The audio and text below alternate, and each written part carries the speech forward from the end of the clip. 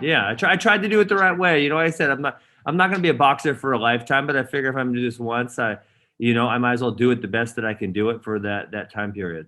From my perspective, and Teddy can weigh in on this, I think that and again, Teddy's the expert, but I would think that you'd want to take him in as deep a waters as possible because the experience is going to be a huge factor.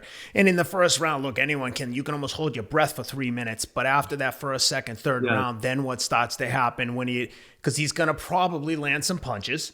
Yep. But what happens if he doesn't get you out of there and starts to wear down? And you know how much effort it takes to throw big punches. I'm curious to see what happens as we get into like the fourth, fifth round. How many rounds is it? 8? It's 8 rounds, yeah. So, no, I feel the same way as you do.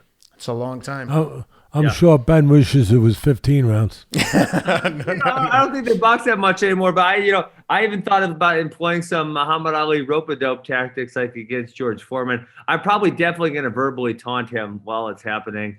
Because someone who that even got George Foreman to try to kill. I mean, George Foreman literally said, like, when he was taunting me like that, I wanted to try to kill him.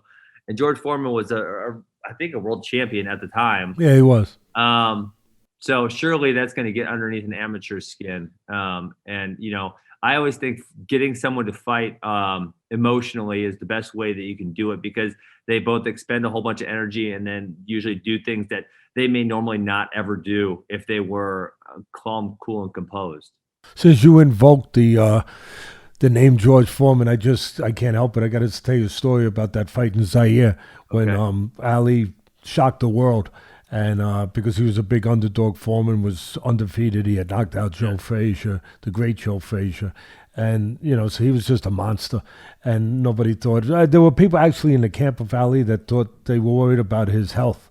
That's how fearful Foreman was as a fighter at that time. And, Ali was a little past himself, obviously. He wasn't at his peak that he was before the layoff, the enforced 3.5-year layoff, where he used to move and you couldn't touch him.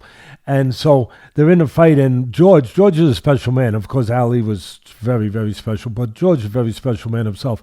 So I remember I was with George one time, and we were at an event, and we were talking, and George started talking about that, and he said, yeah. And they said, was Muhammad, he was talking to you? He said, yes. He said, what was he saying to you? He said, well, when we got in the clinches, as the rounds went on, he started saying to me, is that all you got, George? Is that all you got?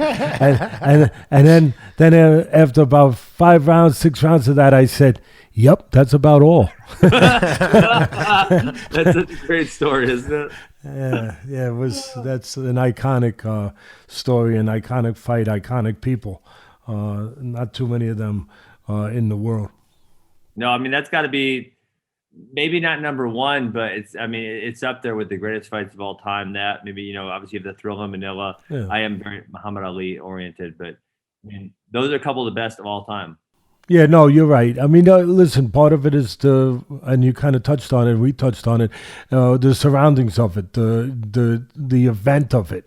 Yeah. In Zaire, in the jungle, at 4:00 in the morning. Crazy. And of course, Ali, when he went there, he became the favorite. And all the people, 100,000 people, 100,000 people at the fight. And then tens of thousands of people lined up on the road. And as he's coming to the fight, all they're yelling is, Ali Kumbaye, Ali Kumbaye, which means, in African, it means, Ali, kill him. And it was pretty wild. It was pretty wild.